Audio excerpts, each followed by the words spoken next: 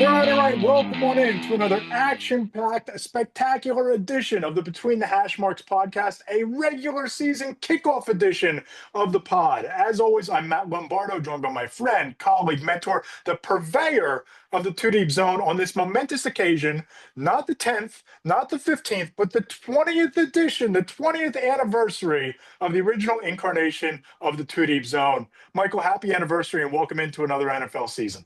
Thank you. I am old. I am so very, very old. I am like a vampire out here. But it's exciting to have done 20 years of the Two Deep Zone, going back to Football Outsiders when it was like my first column there back in 2005. Do you even remember the 2005 internet? All I remember about 2005 is it's the year that I graduated high school. So my memories are intertangled with those sorts of things, and Oh, and the God. internet was just the beginning of to be somewhere that you went to read about sports and watch sports. Remember my old AOL screen names and those sort of things, but All not right. much about the wild west of the sports internet way back then. That's it. AOL screen names and having to dial up. I don't know if you were dialing up to Yes. get in and all of that other stuff. And that's where it all began. And now we're here, but we're not here to reminisce. We're here to talk about something very important. I refer, of course, to sandwiches. Um, I don't know if you're, this is going to shock you, but I was at Wawa the other day. Shocking, stunning. Shocking, to grab, a hoagie. Um, and I discovered, I must have spaced on this, that there is a Saquon sandwich. Are you aware of this? I saw a commercial come across my social media feed. Speaking of internet, circa 2025, I saw some sort of commercial of Saquon delivering sandwiches. But is that because Wawa has crafted a Saquon hoagie, a Saquon sandwich, if you will? That's it. They have crafted. And Wawa, for those of you who don't aren't in the Philadelphia area, that is our Sheets. That is our Royal Farms. Royal Farms, yes. Royal Farms, yes. It's where we go to basically live our entire lives because it's our combination bank, gas station, restaurant, and supermarket. And they have a Saquon sandwich, and I'm assuming it's crafted to his tastes. That they asked him what should be on a. At least I hope they asked him because no one should be saddled with this sandwich. So here is the Saquon sandwich. Okay, it is. Of course, I lost it just as I pulled up here. Oven roasted turkey, American cheese, lettuce, onions, and spicy mustard. That's that's like a Rico Dowdle. That's like a A Jade and Blue. it's like a Jaden Blue sandwich. That would have blue cheese on it, maybe, or something like that. Again, so you have turkey and American with lettuce, onion, and mustard. You eating that? I'm not a big mustard guy, so I'm going to pass on the Saquon sandwich. But he had me at turkey and American. He had me at oven roasted turkey and American cheese. I might, after the podcast, go make one of those for lunch. Swing by the Well, deli and grab one. that's the thing. I was going to go purchase a Saquon and bring it back, but like, why purchase a turkey and cheese sandwich? Just get turkey and cheese and like slam it between two slices of bread, especially because Wawa bread, calling it not the best rolls at Wawa. Up your game, guys. But like, it's an unimpressive. Can we agree that's an unimpressive sandwich? Not as unimpressive as what my sandwich would be. Okay, well, I gotta get to yours, and we'll get to your whole food thing in a second. But if I had a sandwich, and Yes. I believe I should have a sandwich because, like, I feel like I've reached the level in my life that I should have a sandwich. Dude, you wrote the book on the muffaletta. You I, literally wrote the book on the muffaletta during Super Bowl week. This is the yeah, 20th anniversary of the Two Deep Zone, veteran NFL reporter. Of course, we should be reaching out to Wawa or the local deli across the border in New Jersey to get the sandwich, the Tanier sandwich on the board. Amato Brothers, get with the program. I'm there like once a week. Create the Tanier sandwich, please. Anyway, it's like a muffaletta, but my sandwich, okay. So you're gonna start with an Italian hoagie, all right? Little gabagol, Yeah. prosciutto, sharp provolone, Genoa salami, lettuce and tomato, onion optional. Onion optional. I'm not a super onion guy. I'm not gonna take it off. Maybe saute them. Okay. Now we're gonna diverge from this a little bit, head more towards muffaletta town. We're gonna put a little uh excuse me, my Spotify just loaded there. We're gonna put a little olive tapenade on there. So like some diced up olives and like an olive oil, maybe a tiny bit of vinegar in there, maybe some mushrooms, maybe some chopped artichokes. And then we're gonna slather it with some pesto Genovese, some nice pesto with the basil and the pine nuts and the Parmesan cheese. And we're gonna slather on that. Good Del Bono's roll, so we have a good South Jersey feel here. Or any Philly Italian roll, not Wawa, like real Italian roll will do. I'm going with Del Bono's. And that is sort of my fake Philly muffaletta, my personal sandwich. It's customized enough to get on the board. It's customized enough that when you walk in the deli and you ask for the Tanier, they're going to know what you're talking about. It's not turkey and cheese. Right, They, right. no, that's a turkey and cheese. Now, I'm guessing that's not that sandwich ain't to your taste, though. Oh, no, not yours. But I do feel a little bit less bad because I had no idea what was on the Saquon sandwich. I didn't bother to look it up ahead of time, and I had all these thoughts in my head about how unimpressive my sandwich is by comparison, and how Mhm. much I was going to be ripped for this. But Mhm. it sounds like Saquon is only a little bit more adventurous in his taste in sandwiches than I am. We'll just put Mhm. it at that. Which is terrifying. Just to let everybody know, I've eaten a lot of meals with Matt, and you now have a second grader. She probably is a more adventurous eater than you. Am I correct? Yes, and my 3-year-old probably even more adventurous than her. He eats everything under the sun, usually all in one sitting. We'll have the dinner, and then we'll need the second dinner for Luca. He's the kind of kid that when he goes to bed at night, the last words out of his mouth are, "Hey, mommy, hey, daddy, what's for breakfast in the morning?" So this Beautiful. is a kid that lives to eat. Yes. Uh, his father, by the way, also lives to eat, but a very select palate, very limited menu, as you know from experience during Super Bowl week in Atlanta. Yeah, yeah, Atlanta and elsewhere, and you, and I'm not going to call other people out who also are named Matt, but the two of you can drive the rest of us a little crazy because it's like you order from the chicken finger menu, and we have to sort of make sure we go someplace with a chicken finger menu. I'm just saying. So I'm you'd just be shocked that this sandwich is built around chicken cutlets. Then you'd be shocked by that. You'd be floored by this. not shocked at all, but thank heavens it's not just like bologna or peanut butter or something like that. So hit me with the chicken cutlet, the Lombardo. Yeah, the Lombardo, it's a combination of some of my favorite things and an homage to the owners of the Collegeville Bakery, good friends of mine. I would roll with the chicken cutlet. I'd Hmm. throw extra heaping helping of fresh mozzarella cheese on there, and just a little bit of sprinkle of three different sauces. I would go with the marinara, the vodka, and the pesto, all on this sandwich built around the cutlets and the fresh mozzarella. That's where I'm rolling with this. It's not all that adventurous, but it's what I'm ordering. It's what's going to go up on the board. I think they call that a chicken parm. With the pesto? The There's a chicken parm. pesto. Okay, all right, that's fair. That's fair. It's like saying mine's an Italian hoagie. You put the other things in there and the vodka sauce. That's not standard. And it Okay, would have to be on a Sarcone seeded roll. The and seeded roll is important. Sarcone seeded roll and the Lombardo. So that's perfectly reasonable. That is a chicken mozzarella with vodka and pesto sauce. Yes, and marinara, all three.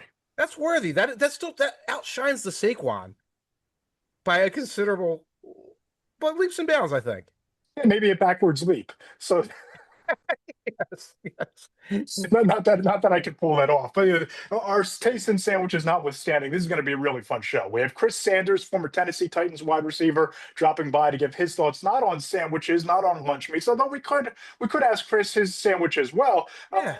But on Cam Ward as the #1 overall pick in Tennessee, his thoughts on his ceiling, his thoughts on him and the Titans this season. We're going to go through, make our Super Bowl predictions and some big picks for all the award categories as well. And if you enjoy the podcast, please go ahead and subscribe in the Apple Podcast Store, Spotify. Leave us those 5-star reviews on the Apple Podcast Store because they do help grow the show. You can follow me on YouTube at Matt Lombardo 975. Make sure you subscribe to Mike Tanier's Two Deep Zone on Substack, as well as Between the Hash Marks on Substack as well.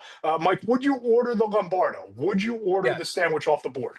Yes, that's straightforward. And by the way, the whole Philly thing is that we both had to specify the type of roll. I think that's where it Yes. lands. We're like the Philadelphia Italian jerkwad who's like absolutely fussy about the exact place the roll came from, the sourcing that indicates it. But I would order the Lombardo, absolutely. Love I it. was worried that it was going to be a chicken fingers and nothing. I've seen you pick the tomatoes off of sandwiches. I've seen things that I can't unsay. You've seen me order mac and cheese for dessert and, kind of convince you to do the same. We did that. That's fair. Yes, we did. I'm owning that 100%. I'm owning that 100%. It was amazing mac and cheese. Hey, maybe we ask Chris Sanders. He's from the land of the Nashville hot chicken. Yeah, maybe he can throw the hot chicken fingers on a sandwich. Oh my And what God. does he put with it? What do you put with it? You gotta get a little something like light and creamy on there, maybe a little tzatziki sauce. Not very Nashville, but hey, that'd be cool on there. Absolutely. And as we kick off the 106th season of the NFL, Mike, I wrote my column on Monday with my predictions, comprehensive, full brackets, AFC and NFC, some surprises in there, Super Bowl pick, the award categories, each and every one. And I thought it'd be kind of fun on Mhm. this final podcast before week one of the regular season to not only go over my picks, but also Yeah. get your picks for each respective award. And Awesome. you can rip into me for some of my selections that you disagree with along the way. I figured it'd be a great fun for everybody. I got my awards all ready to go. I got my Super Bowl pick. I don't have much else besides that, but I can wing it. I like it. So why don't we start with the comeback player? Oh You and yeah. I have touched on this on a previous pod, thanks to a mailbag question that came in. I'm rolling with Christian McCaffrey, and we talked about this last week, basically by necessity, because Debo Samuel was a Washington Commander. Brandon Ayuk is banged up. Jordan Mason, the former handcuff of Christian McCaffrey in San Francisco, is now the handcuff of Aaron Jones in Minnesota, which means you're probably going to see Christian McCaffrey touch the ball 600 times. And if he can hold up, he's probably going to surpass 1,500 all purpose yards, probably going to touch double digit touchdowns or come close. He's going to be the focal point of the 49ers offense. And if San Francisco's in the mix and McCaffrey's a driving force, why? Pretty good chance he's going to get some serious consideration for comeback player of the year. Agreed. Perfectly normal pick there, perfectly reasonable. And it's a vibes driven award. And Christian McCaffrey getting out there and having 1,800 total scrimmage yards and his fame and his notoriety, that's going to get him the award. Wanted to do something different. I originally had Trevor Lawrence here. I'm kind of backing off that a little bit, but one of the other favorites for the award, Aiden Hutchinson. And I'll go, Love that pick. yeah, yeah. And again, he's another guy who's like, oh, this team goes out there and does this well. And he has 15 sacks or whatever. And he's in the mix with Micah Parsons. Obviously, we're going to talk Micah as the next half hour rolls on here. He's in the mix with Micah and maybe Garrett or somebody like that. And guess what happens if he and Micah Parsons have almost identical seasons? Micah, One wins defensive player of the year, one wins comeback player of the year, right? right, right, exactly. And the one who, while both are eligible actually for comeback, the one who's thought of as having a comeback, which is Hutchinson, gets comeback. So I'm going with that. I'll just throw a couple other numbers out here. We did this last week. I'll pick a couple I numbers. really do like the Aiden Hutchinson pick, by the way, because not only is it him coming back from a serious injury, and if he returns to form, it's going to get a lot of respect from the voters.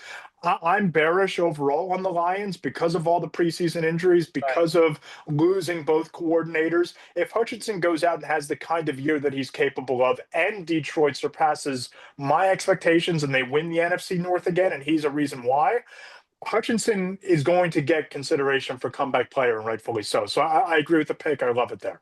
Right, and we picked two of the three favorites here. We talked very briefly. We'll talk briefly now. Dak Prescott at plus 275. Hmm. I think those odds got longer after they traded away Micah Parsons because I think that if you're a quarterback in the mix for comeback player or any of these award categories, if you're a quarterback, your team has to be in the mix. Your team has to be contending. And I think that the Cowboys went overall from a team that could win a wild card spot, maybe win a playoff game, be a team that could wreck somebody's day in the postseason, to being a team that might be 500-ish at this point. Right, I could have sworn he was plus 250, and now he's plus 275. Trevor Lawrence at plus 500. I don't hate it. I liked it more last week. JJ McCarthy plus 950. Don't play it. No, Some people don't. will say that. Some people will just say he didn't come back. He didn't play. He'll be left off ballots. And there's others in here. We talked about Daniel Jones. That's kind of a joke. Stephon Daddy Diggs. You can get him at plus 3,000. Are you feeling it? I might throw $5 down just as, because I'm feeling dangerous about it. I mean, if Drake May has the kind of year that some people think Drake May is going to have, and if the Patriots are in the mix for a wild card spot and Stephon Diggs becomes the Stephon Diggs of like 2021 in 2025, then sure, I could see it, but I'm not betting the mortgage payment on it. I'll tell you that much. Yeah, don't bet anything on Stephon Diggs. That you can't lose immediately. It'll be at C. Okay, what do we got next? Next is the first of the biggies. It's defensive player of the year. And I'm going Micah Parsons here. It's not just the 52 and a half career sacks. It's not the 70 pressures from a year ago. It's the 23% pass rush win rate, which was third among edge rushers. I love the fact that they can move him around from off the edge. They can stand him up as an off-ball linebacker if they need to. He's going to help Rashawn Gary. He's not going to draw as many double teams in Green Bay as maybe he did in Dallas because you have Edrin Cooper, who's an ascending talent there. He's a game wrecker. I think he's the missing piece to Green Bay making a run. Give me Micah Parsons. I don't care the odds. He's my defensive player of the year pick. I feel good about it. Is plus 600. And I went hunting around for some cool other thing to do. I'm just going to chalk it up here. Plus 600. It's hard to just come off the feeling right now that if all things being equal, he has a typical one of his seasons and that elevates the Packers to the next level. They win the division, they do something unexpected. It's going to be his award, and that's perfectly reasonable. I'll throw some other numbers. I'm going to stick with Micah as well. Hutchinson plus 750. I kind of talked a moment ago about why I don't feel that. Garrett plus 850. Garrett's a great pick. I mean, he's going to be productive. He's going to have double digit sacks. He's going to have 15 to 17 sacks. He's going to be a game wrecker. But the question's going to come down to when you're looking at differentiating your votes, are you voting for Myles Garrett, who has 15 sacks for the Cleveland Browns, who finish 8 and 9? Or are you going to vote for Micah Parsons, who has 14 to 16 sacks and the Packers are a top 3 seed in the NFC? Are you going to vote for TJ Watt, who might have the Steelers in the mix despite having to carry an offense that's wildly inconsistent? I don't know how Myles Garrett gets votes unless he's having a record-setting season. Record-setting season because he's going to be behind the fact that his team is terrible. And Yes. all these guys come in at 13, 14 sacks, and you're like, well, who's somebody who made the big impact? By the way, Garrett's at plus 850. Again, if you're thinking of Parsons, chalk at plus 600. Like if you feel like that's like the odds-on favorite and you're getting that kind of plus money, you might as well jump on that. Everybody after that is basically the usual suspects of all the edge rushers. And you get like Max Crosby at plus 1,300. Max Crosby has the same season every year, but it's for Vegas. And like it's for Vegas. And like they're not, they are what they If are. you want to bust out play, and I'm trying not to be a homer here, but if you want to bust out play, Mhm. Cooper DeJean.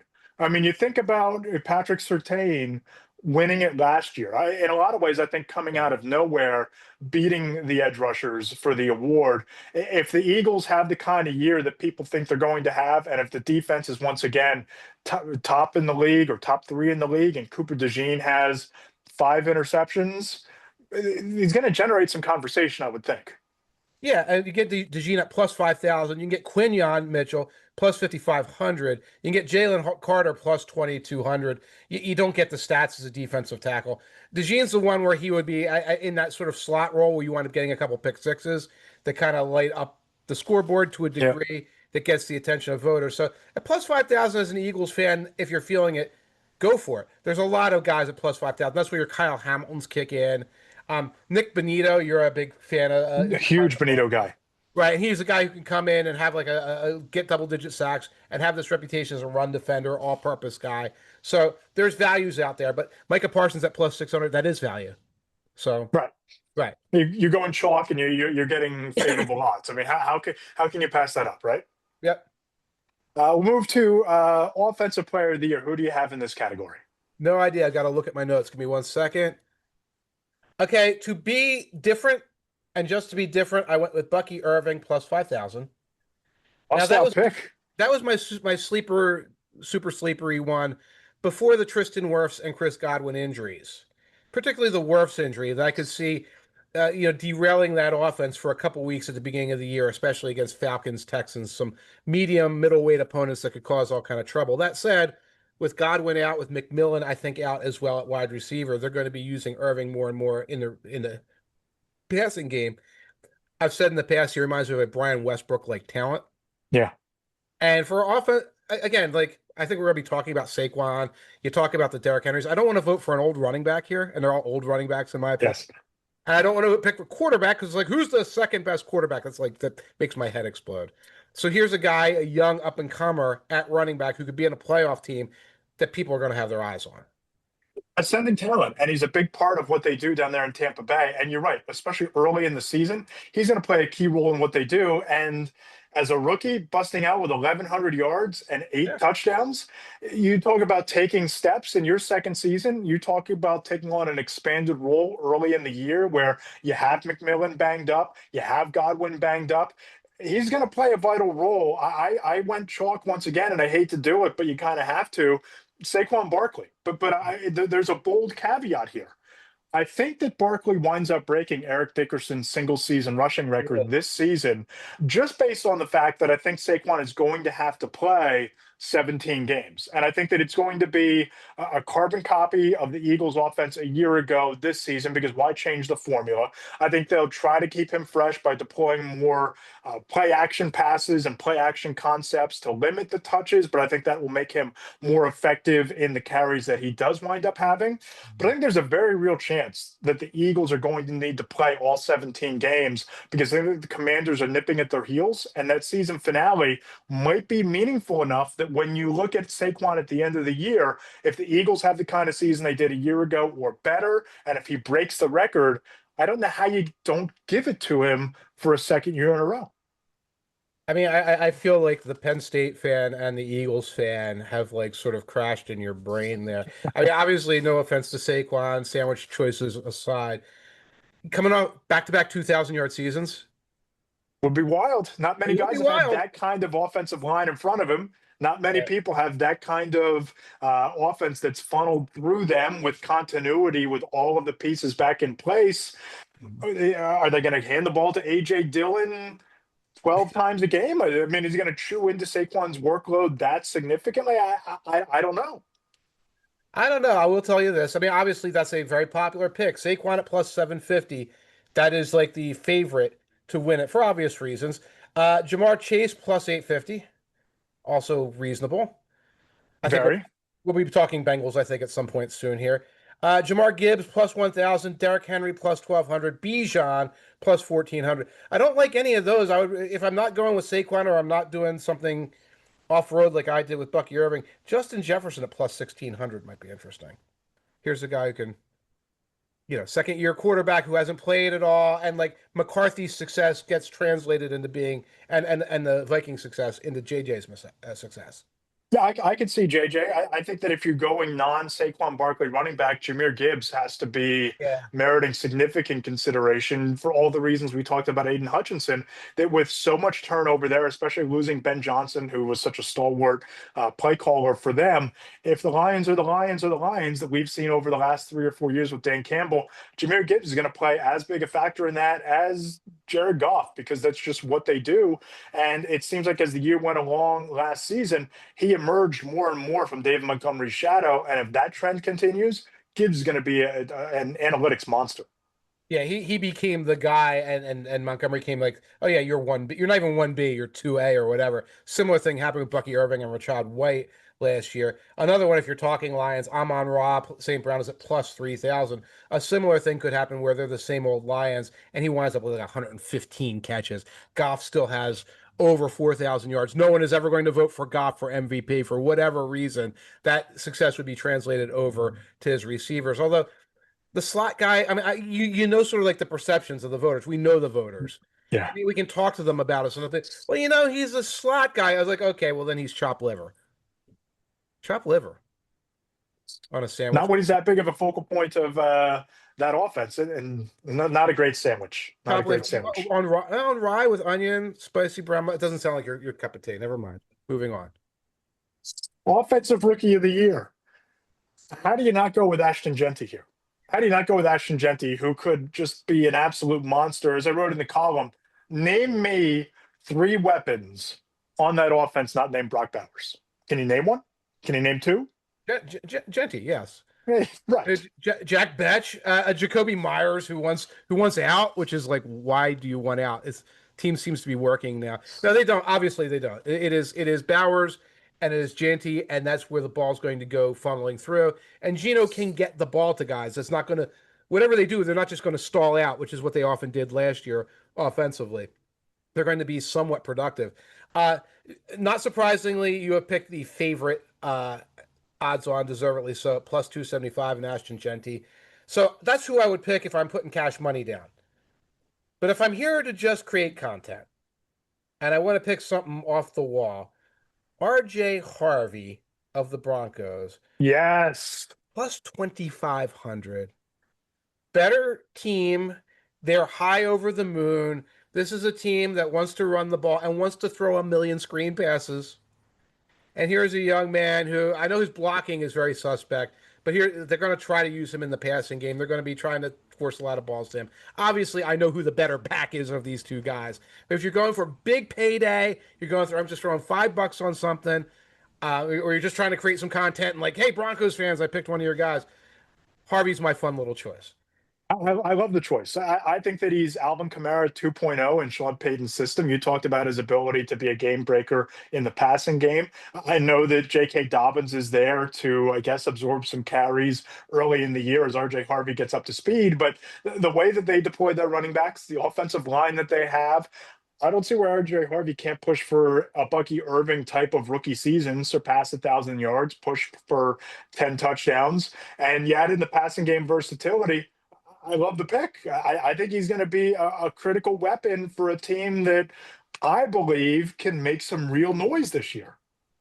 I think a lot of people agree. I think they're at least a wild card team. And if you think, well, that plus 2,500 is silly times because, again, JT's out there, look for like, I don't have them in front of me. Look for 1,000 yard rushing props and stuff like that. You can find props like that for somebody like Harvey, total yardage props. That's where you can have some fun. You're not getting plus 2,500 on those, but you can make some money. A couple other guys in the list.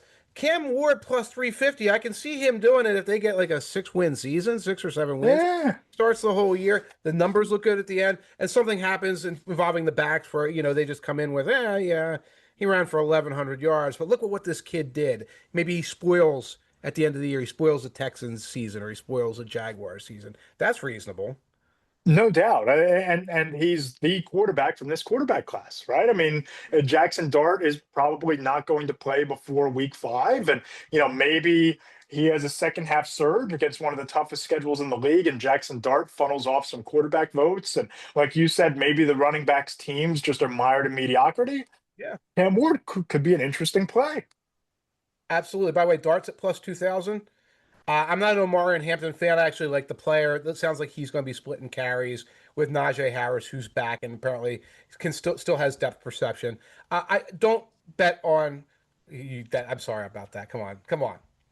Anyway, You saw me try not to laugh. I had to bite my tongue to he's fine. He's fine. yes, yes. Okay. Don't bet on the Travis Hunter thing because he'll probably wind up he'll finish in fourth place on both sides and you won't make any money. You can like Travis Hunter, but don't like the play. And you have Brian Thomas there, right? So I mean, how much of that target share is Travis Hunter going to get on the offensive side of the ball with Brian Thomas's presence and being asked to play cornerback? As it sounds like he's going to have to play both, or wants to play both, or the plan is for Travis Hunter to play both. Right. And by the way, I just mentioned Dart at plus 2,000. You can obviously see that scenario as well. Even if he doesn't start till week 7, going hot late in the season, Yes. Him and Malik Neighbors strike up a chemistry, and Giants go, 5-3 down the stretch, and there's Dart Mania to coin a Dartmania. Dart Mania. Brian Dable saves his job off the Yeah. hot seat.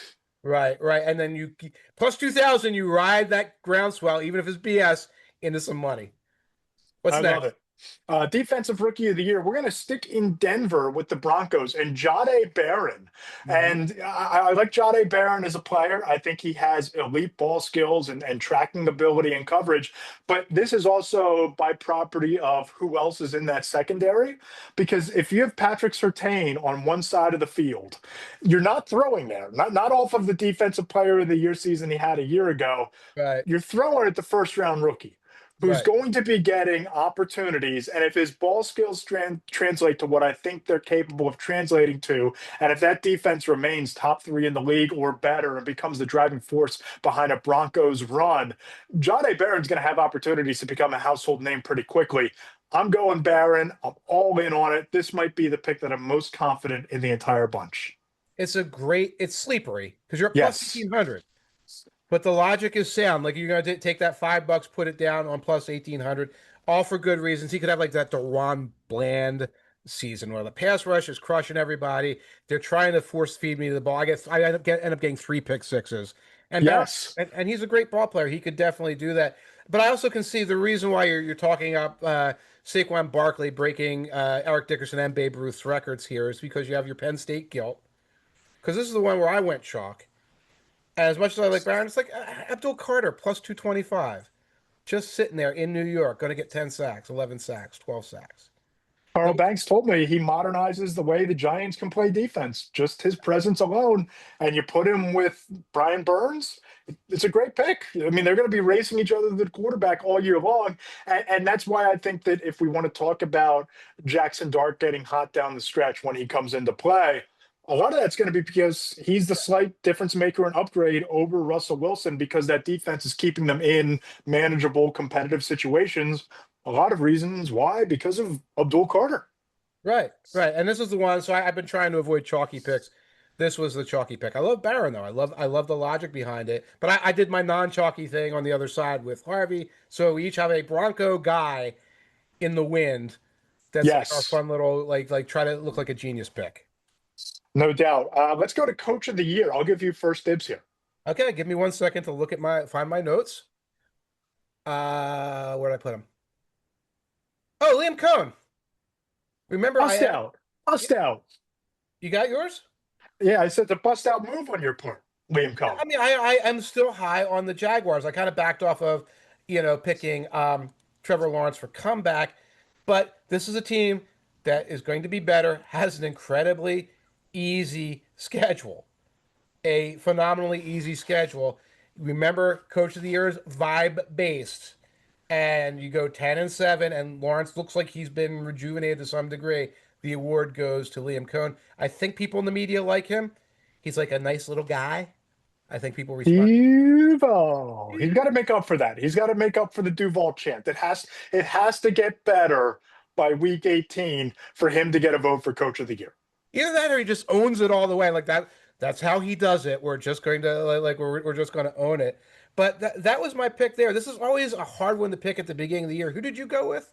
I went with Dan Quinn, Oh, I don't. and I'm higher on the Commanders than a lot of people, and you'll find out just how high in a few minutes here when we talk about a bigger prediction. Mhm. But there's just something about that competitive culture that he's built in Washington, very reminiscent of what Dan Campbell has built in Detroit.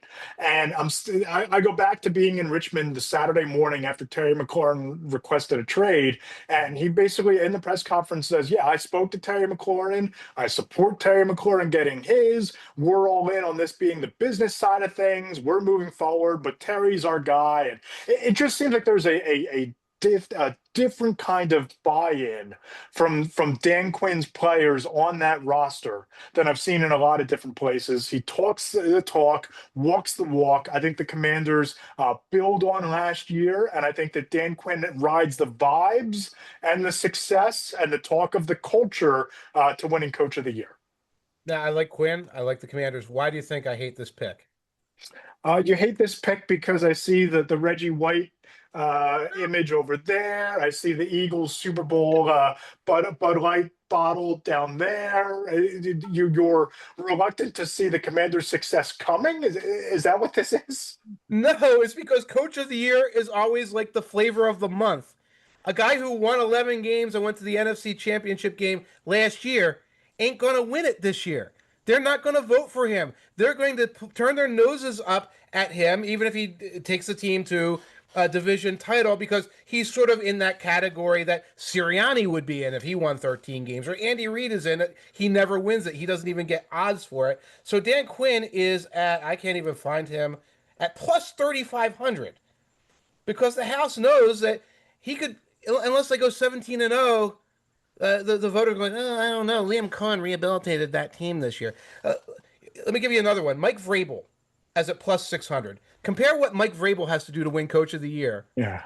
to what Quinn Go has. go around 500ish, and Drake may not look like a crash dummy. But I'm gonna flip this back to you because there's this weird narrative on social that I've like ran into over the last couple days. The Commanders are old. Jaden Daniels has to take a step back. The Commanders aren't any good because they're old. If that's the pervasive narrative about the Commanders, not just on September 2nd, but on January 2nd when they're getting ready for a playoff game, hosting a home game, if that's still the narrative, does that change Dan Quinn's chances of winning when the public is just so out on them, but they defy expectations? That's not the public. That's like Eagles Twitter, Eagles Blue Sky, Eagles Facebook. It's just like if you go to Lions Blue Sky right now, the copium is like there's a Yeah, copium epidemic. it's off the charts. I've seen it, I've experienced it. Yes. Micah Parsons disappears in close games. We're just happy we don't have to face Kenny Clark anymore. Like the level, and that's what you get. And again, from the age, I mean, that starts with Jimmy. It starts with Jimmy Kemsky, our colleague, Yeah. Eagles reporter, and it's accurate information. They have the oldest roster, Yes. but he's putting it out there for the Philly voice crowd to be like, "Ha ha, these buggers." The Cowboys you can make fun of easily. Commanders, you need more to do it. So yeah, this is an old team. Oh, a sophomore slump. That's all just the regular copium right now. I don't think any Yeah. of it's true, and I think this team goes out to 12 wins. But I can't imagine like the AP voters, the way they always think, looking at that and saying, "Oh, the Commanders." Remember, they're voting at the end of the regular season. They don't know what happens in the playoffs. Oh, they went from what was it, 12 wins to 13 wins this year. I'm going to vote for that over Vrabel. Kicked and screamed and jumped and he rebuilt the culture by creating a 9-8 team. Or Ben Johnson got Caleb Williams to not act like a like high school Johnson's a great pick. I'm more all in on Ben Johnson than I am on Mike Vrabel. I'll say that much. plus 700 there. Liam Cohen plus 1200. Canales at plus 1600. Oh, the Panthers took advantage of like injuries in Atlanta and Tampa Bay and got up to 9-8. These are the guys. You have to when you're picking the award, you have to like metagame the Yes. mentality of our colleagues when they get the hive mind going. Just like the whole comeback thing. Like JJ McCarthy can't win comeback. He didn't actually come back. He was hurt last year and he was a rookie. So you But have he's to. eligible. But he's eligible because he was hurt. He was eligible because he was hurt, but you'll get this like super logic that you get from these individuals, and once they hive mind it, it's going to come out. So again, I love Quinn. I know what's coming with your Super Bowl pick. I'm not being a Reggie Homer here. I'm just saying be careful when you put your money on some of these picks. We're going to move to MVP. And Mike, I'm going Lamar Jackson here Okay. because I thought he had an MVP caliber season last year. I think that what the Ravens have done over the last couple of years with that receiving core, saw it with my own eyes. Zay Flowers looks like he's taken a step. Rashad Bateman is in lockstep with Lamar Jackson going into this year. Derrick Henry's presence is only going to be exaggerated going into his second year as a force multiplier, brute force trauma initiator for that offense. The defense is really good. It's going to create opportunities for Lamar. I think that with the roster in place, the Mhm. familiarity with Derrick Henry, another year in the same system, give me Lamar winning MV3 this season. It's time to metagame again. It's time to metagame. They're seek of Allen versus Jackson, and they're not going to go back to Mahomes unless Mahomes does something unprecedented. They're looking for something else. Okay. So Lamar's at plus 550. He is one of the favorites. The other favorite at plus 550 is Joe Burrow, who it is not going to be tied to his record as long as they're around 500. It's going to be tied to the statistics this time. Okay. Because like the entire conversation around that team is, oh, look, the Bengals are a mess, but they've got Burrow and Chase and Higgins. He goes out there and has that statistically big season. This is the year that the voters like, we've seen Allen, we've seen Jackson, they did their usual thing. Oh, they lost that one game. Oh, they lost the Steelers that one time. The Bills, oh my God, they got tripped up that one time against the Patriots or whatever. And that Burrow doesn't have any of that. Burrow just, threw for 400 yards and 4 touchdowns in that game. Shame we lost. Gosh golly gee. And there's a landslide to vote for Burrow. So I'm going with Burrow at plus 550, same odds as Jackson for MVP. That's my guy. You know, I've been all in on Joe Burrow for years. I think that there's a 5,000 yard, 50 touchdown season to be had for Joe Burrow this year. But what I have a hard time reconciling is if the Bengals are 10-7 and he has 5,000 yards and 50 touchdowns, and Lamar Jackson does Lamar Jackson things, and you have double digit rushing scores, and you cut down on the turnovers again, and the Ravens are the number one seed, and they win 13 games. I keep hearing in my head why you voted for Josh Allen a year ago because the Bills had the better season and he's so important to what they do in Buffalo, which is very true. But if the tiebreaker is the season that the team had, I just think this is lining up for not only a special Ravens season, but it's the season that an AFC scout has told me a few times this offseason, if not now, when? And if this is finally when for the Ravens to get it done and Lamar Jackson's the catalyst, I have a hard time thinking the voters are going to overlook that. One thing about that, though, they've lost their ability to pleasantly surprise us True. because our expectations are high. We've seen all that magic run. And Barrow can still, I mean, maybe Barrow himself can't necessarily do it, but if the Bengals pleasantly surprise us, the credit will be absorbed by him. But I think all your talk about the Ravens starts pushing us over to the Super Bowl picks. Yes. You want to go first here?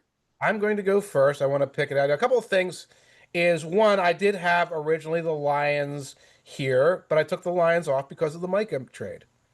Huge, huge. I had a scout tell me right after it happened, sent out some text messages immediately after the deal went down, point blank. He said that the Packers are Super Bowl contenders now after this move, unquote. It was just a sea change of a trade. It might be the most impactful blockbuster trade that we've seen in the NFL in a decade. So I'm not surprised you took the Lions off of the NFC side of the bracket.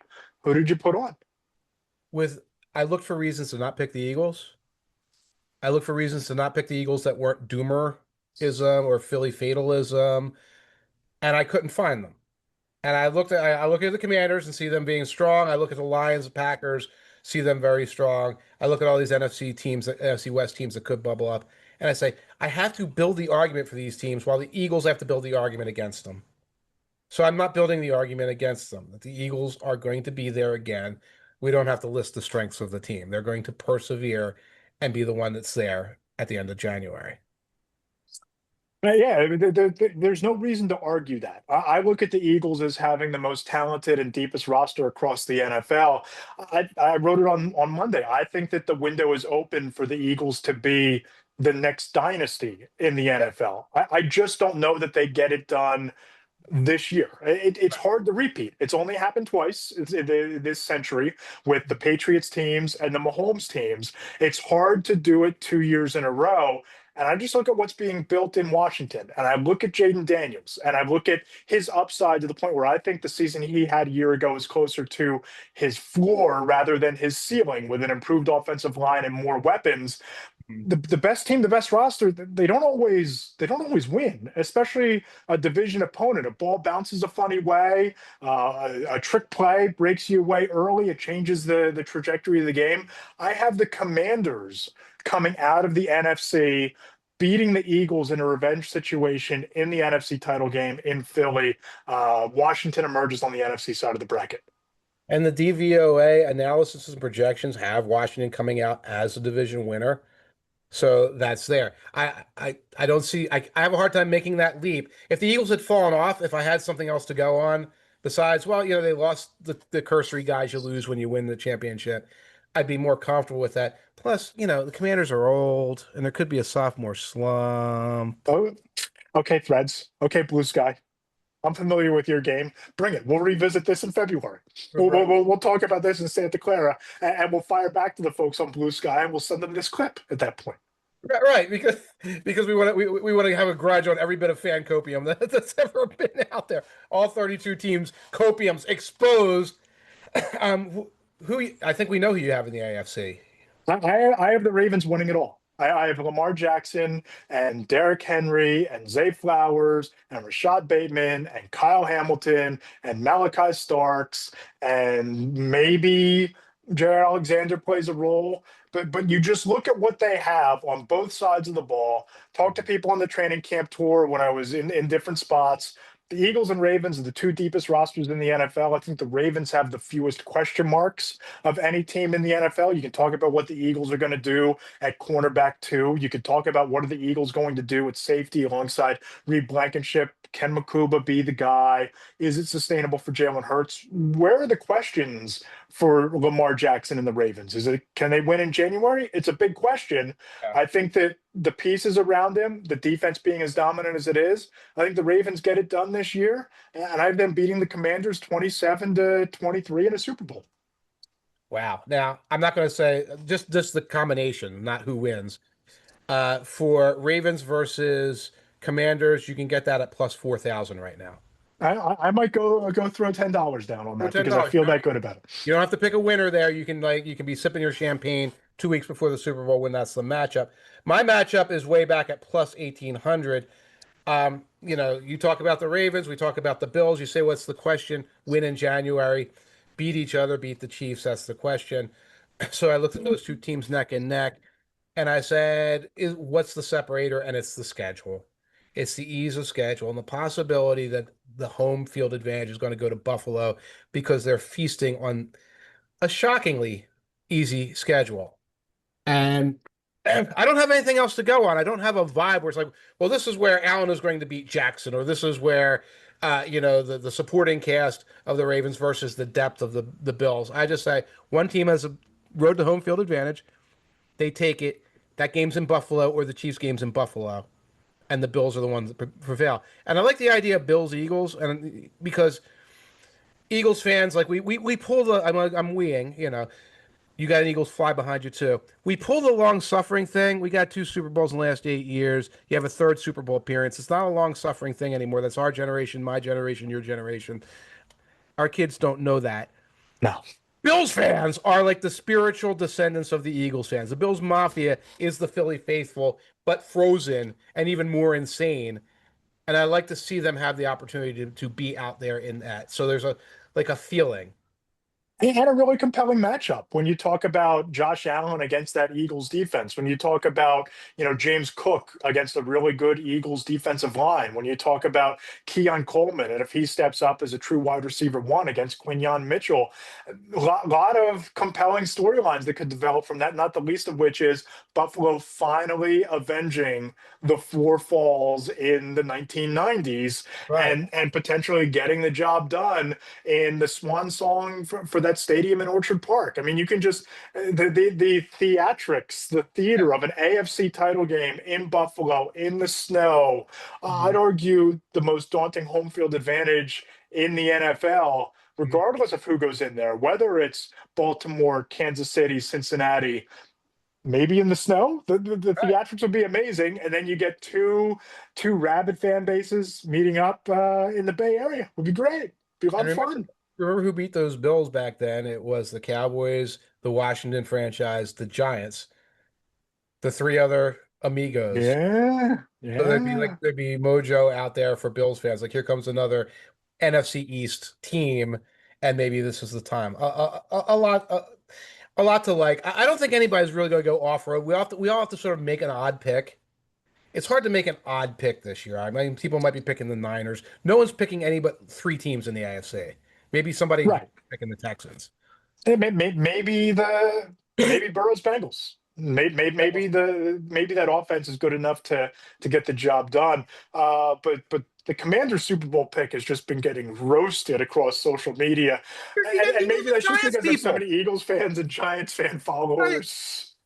Right. You guys knew what you were doing when you picked that. You were a Giants beat, an Eagles beat. Most of your followers are Eagles or Giants people. Of course, you're getting roasted for that. All I Good. say is we'll see in February. All right, Mike, this is the conversation I'm really looking forward to. Fired up to have our next guest joining us. He's former Tennessee Titans and Oilers wide receiver. That's how far back he goes from his playing days. Chris Sanders, he's also the host of the No Weapon podcast with John Burton. Chris, how you doing, my friend? Man, I'm doing good. First of all, man, you didn't say the Ohio State University. Now we're not friends anymore. You don't see all the Penn State stuff behind me Oh up my! on the upper See, level of the now I'm desk. really about to cut the show off. Penn State, when they came into the Big Ten in 1993, we actually played them. They had a squad, man. And then I think the year they won was it 1994 when they won the national 86, they won championship? it all. They went to the Rose Bowl in 94, Oh my smoked you God! guys, and dropped in the polls. I They was on that dropped in the team. polls, I yeah. know. I was on that team. We got beat 63-14. And Penn State drops that weekend. That I was can't believe it. crazy. That was The crazy. game But of yeah. the year is going to be at the shoe, Penn State, Ohio State this year. Good chance Woo! they're both undefeated going into that game. Should be a ton of fun. Man, it is. I mean, the key is going to be who does well at the quarterback position. I mean, Right. the Ohio State Buckeyes got a new quarterback who looked okay against Texas, But man, it's going to be interesting. That Ohio State defense be bringing it. So I think they're going to keep them in it. Yeah, going to be a lot of fun. And it's going to be a lot Absolutely. of fun in Tennessee, kind of a new era dawning for the Titans. And you've gotten an up close and personal look of Cam Ward Yeah. during training camp at some practices, during the preseason games. What's impressed you the most about the #1 pick?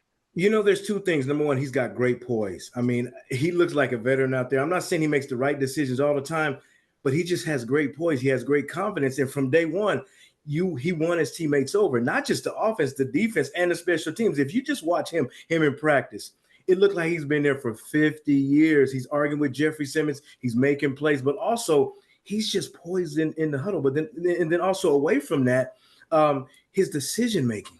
I mean, you watch him make his decision making. His decision making is, I'm not saying it's there yet. I'm being careful what I'm saying. It's not there yet, but just watching him on 7-7, just watching him on team, that there was when he was I think it was about a week and a half, 2 weeks ago, he threw 6 interceptions, but he came back and he learned and made the right decisions. That what makes him so special. For sure. And I wanted to ask you about the Jeffrey Simmons situation because that went viral.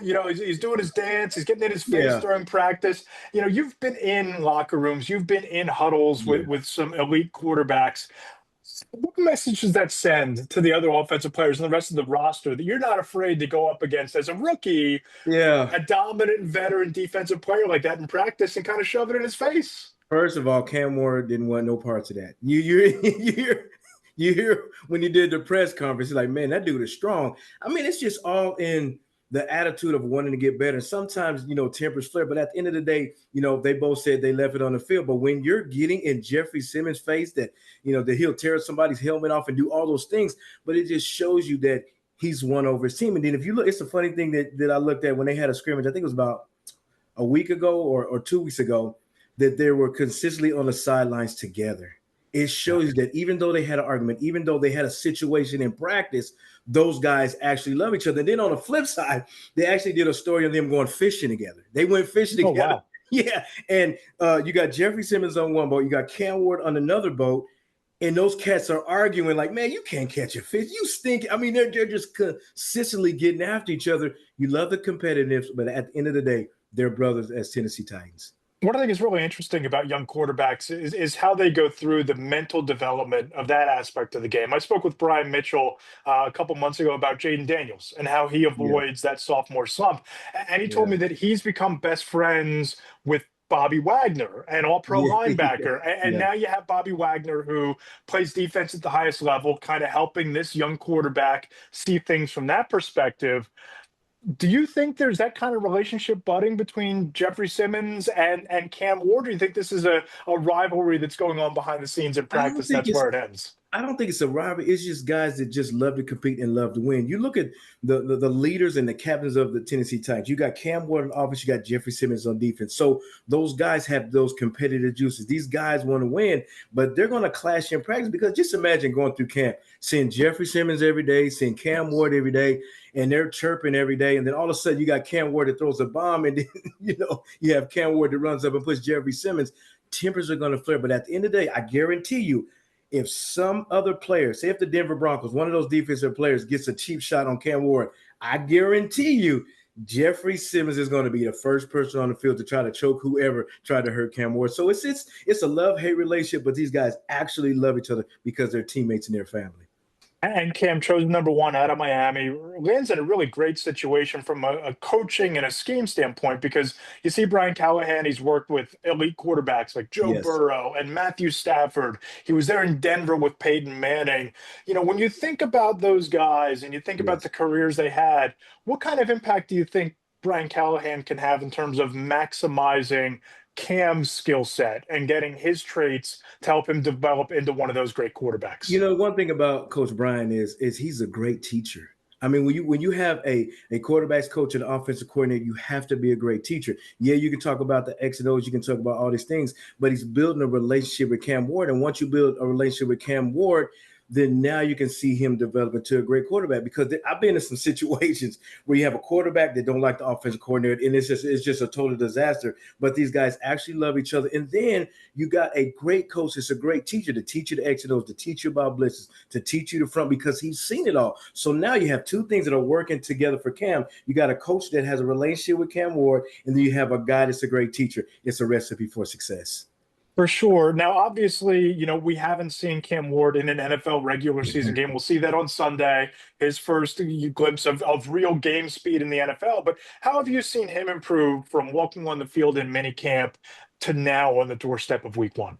Just correcting his mistakes. I mean, we always talk about rookies coming in and consistently making mistakes over and over again, because we always talk about this league. The people that stay in the league the longest is a person that's consistent. And I think that, with him, yes, he threw like 6 interceptions in one practice and made some mistakes, but we haven't talked about it anymore. Why? Because he went in the room and said, okay, let me fix what I need to fix. And he corrected those mistakes. So it just shows you that he's maturing as a quarterback. He's maturing as a student of the game. And he's understanding that if I make the mistake, I'm not gonna make that same mistake again. And that's what's making him special. I'm not saying he's there yet. Because he's going against a top 10 defense. But learning from his mistake, correct his mistake, it just shows you that he's developing into a good quarterback. It's that whole mentality of whether it was an interception, the last throw, or a 50-yard touchdown, you get to the sideline, you look at it on the tablet, and then it's over and you're on to the next play. Yeah, and he's coachable. I mean, you have a lot of guys in the NFL. I'm not saying everybody, that sometimes they don't want to be coached. But if you watch when he makes a mistake, even when he does something well, he goes to the sideline and he talks to the coaches. Okay, what are you seeing? What do I need to do better? Are my feet good? Am I setting the front right? Am I looking at the coverage right? So it just shows you that even though he's a rookie, he's absorbing it like a veteran. Because why? Because he wants to be the greatest quarterback in the league.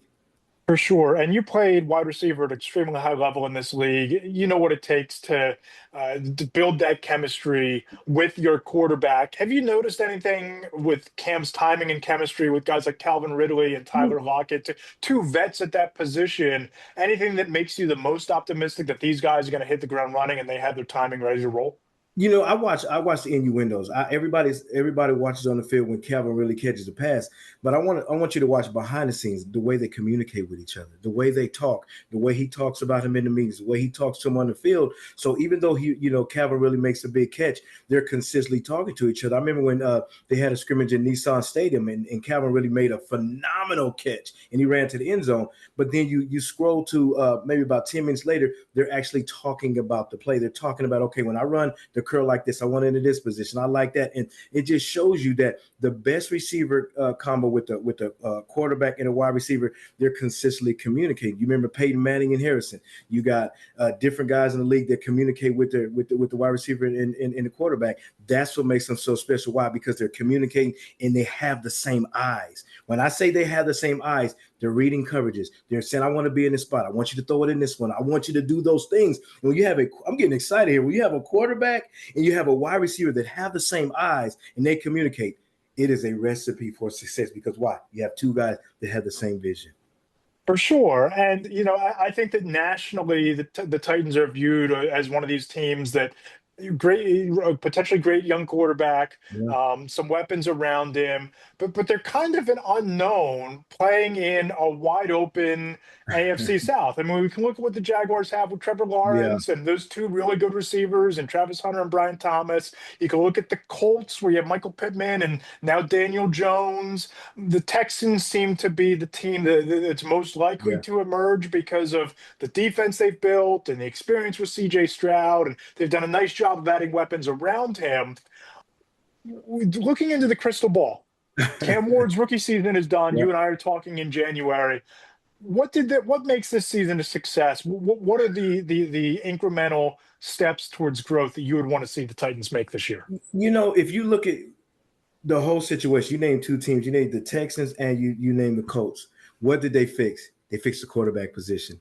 The Texans went out and got CJ Stroud.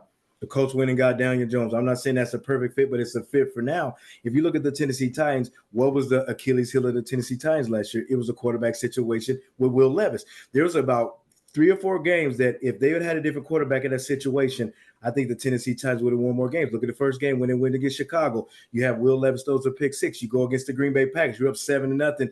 Will Levis throws a pick six. So now you got a situation to where you got Cam Ward. He comes in with poise. He comes in with confidence. He comes in with making great decisions. It gives you hope that this guy can lead this team to victory. I'm not saying they're going to win the Super Bowl this year.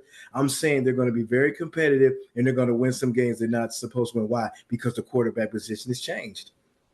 Chris, I want to go off script here just a little bit. When you look at the position you played at wide receiver, receivers are so quick now to get on that fast track from being rookies to 1,200-yard receivers. Yeah. We've seen it with Jamar Chase and Justin Jefferson, certainly. You look at what Malik Neighbors did in 15 games last year. Yeah. Brian Thomas, heck of a year for the Jaguars. You have Travis Hunter coming up now. How has that position evolved, in your opinion, to the point where it used to take? Remember the narrative? It takes 3 years for a receiver to hit his stride. To now, it takes 3 snaps. What do you think has accelerated that? I think you just got bigger and stronger and faster guys. But here's the thing: I think the game has changed a lot. And the reason why I say the game has changed a lot is because you can't really touch them at the line of scrimmage. Guys are getting free release. You got Jamar Chase. You got Devontae Adams that have mastered getting off the line of scrimmage. When I say getting off the line of scrimmage, getting guys off the spot, line with the eyes, getting back on your, all those things that it was hard to do when you got a Dale Carter that's trying to choke at the line of scrimmage. You got Deion Sanders that does a quick jam.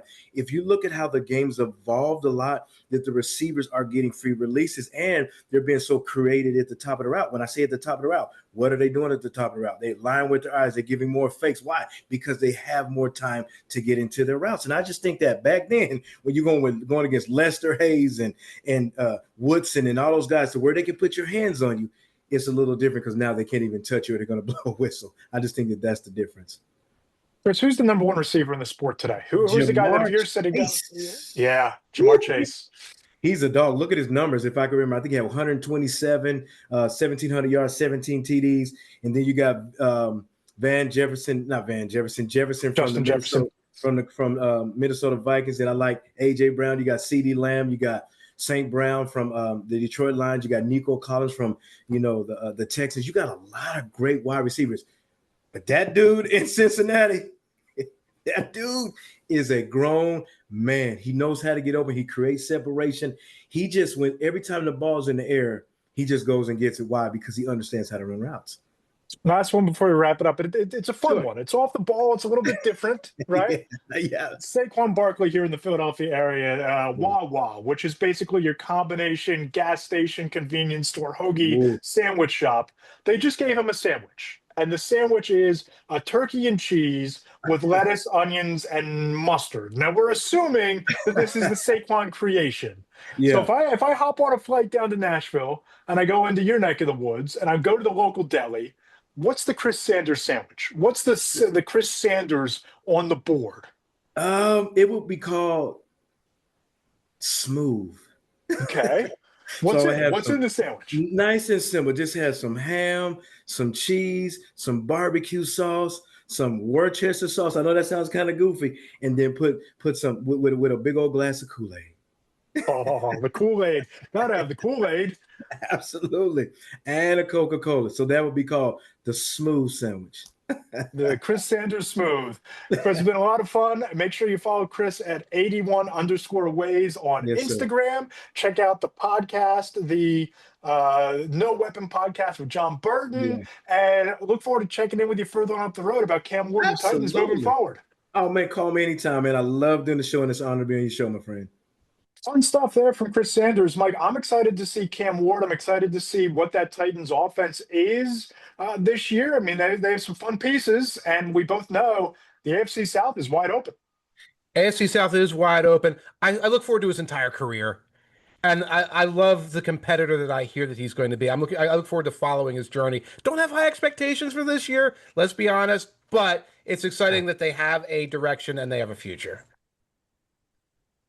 No doubt about it. And Brian Callahan, quarterback whisperer, we'll see how all that works out. But much more around the corner, much more immediate. We have a pretty big game on Thursday night at Lincoln Financial Field. Eagles at Cowboys opening up NFL season 106. Eagles Super Bowl banner #2 going up into the rafters. And, this is a game that lost a little bit of panache after the Cowboys traded Micah Parsons. But if nothing else, it seems like a first glimpse of how seriously should we take that Eagles repeat talk, and just how efficient and dominant can that offense be going into 2025. You know what's funny about it? Like, I think it was Monday night. I was looking at the odds, and the Eagles are 7-point favorites. I'm like, well, that's reasonable. This is post Micah trade. They're 7-point favorites. And then these quotes started coming out of Dallas by guys like CeeDee Lamb saying, oh man, we got to face Micah in week 4. I hope he's not in the backfield every other play. Like these sort of doom-saying, grim-dark quotes were coming out of Dallas about how much they loved and are going to miss Micah. The line is, as of Tuesday afternoon, 8.5. Dude, So my I think that Jerry Jones completely torpedoed that locker room, the morale, the season. Just we've talked about it. Treating Micah Parsons the way he did was the wrong guy to follow that playbook with, Mhm. and trading him feels like a really major miscalculation in terms of the pulse of that locker room, the other star players on that roster, and it just feels like there's an even darker cloud hovering over the Cowboys season than there would have been had these negotiations stretched into week 2 or week 3. That's it. And I can see themselves pulling themselves together on national television in this environment, giving the Eagles a game. I think the Eagles will win, not being disastrous. But each time they fall a little bit further behind, the golf club mentality is it's back there. It's in the back of those minds. And I think that there's a possibility that, yeah, you see the cratering of the morale as that initial adrenaline rush wears off.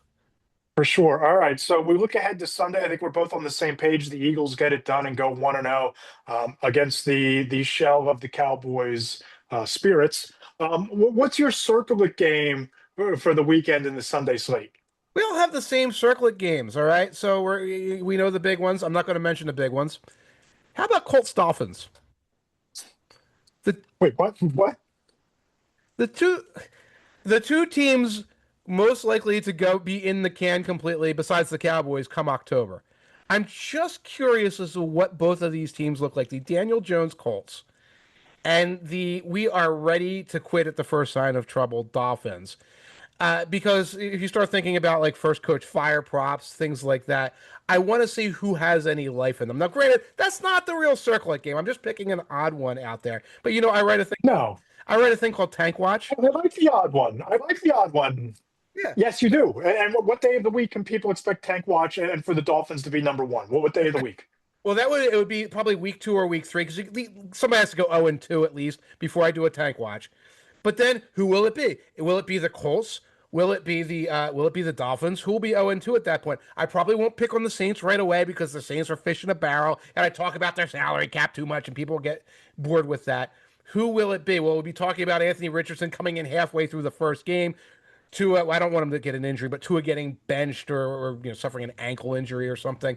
What will the storyline Zach be? Wilson saving the day. Zach Wilson to Tyreek Hill, the new bromance in Saving South the Beach. day instead of Tyreek Hill, escaping the police to get to the game.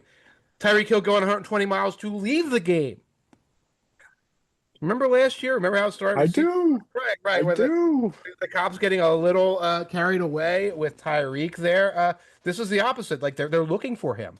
He's a missing person. That could be a possibility. What Yeah, I'm going to go chalk on the circular okay. game. Surprise, surprise.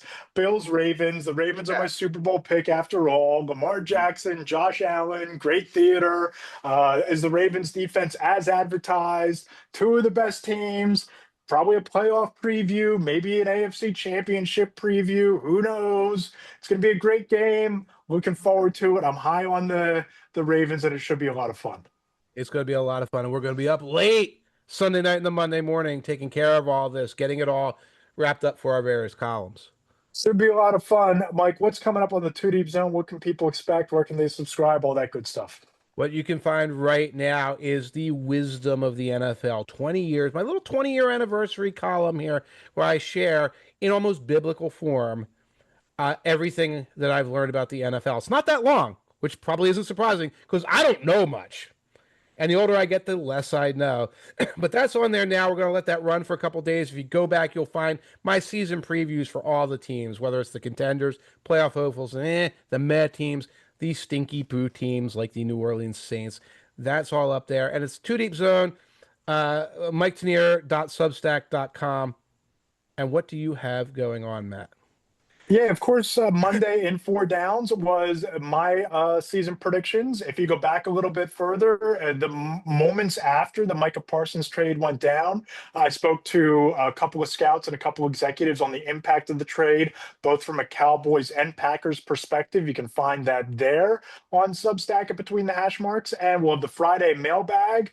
A couple projects that are kind of butting up against the deadline. We'll see if we can get them in time for the open, or if not, later on down the road. But you should subscribe to the Two Deep Zone on Substack. You should subscribe to Between the Hash Marks on Substack. And if you enjoy the podcast, check it out on my YouTube channel at Matt Lombardo 975. Subscribe to the Apple Podcast Store. Leave us those 5-star reviews. Follow Mike on Blue Sky at Mike Tanier. You can check me out on Blue Sky at Matt Lombardo and on Threads at Matt Lombardo NFL.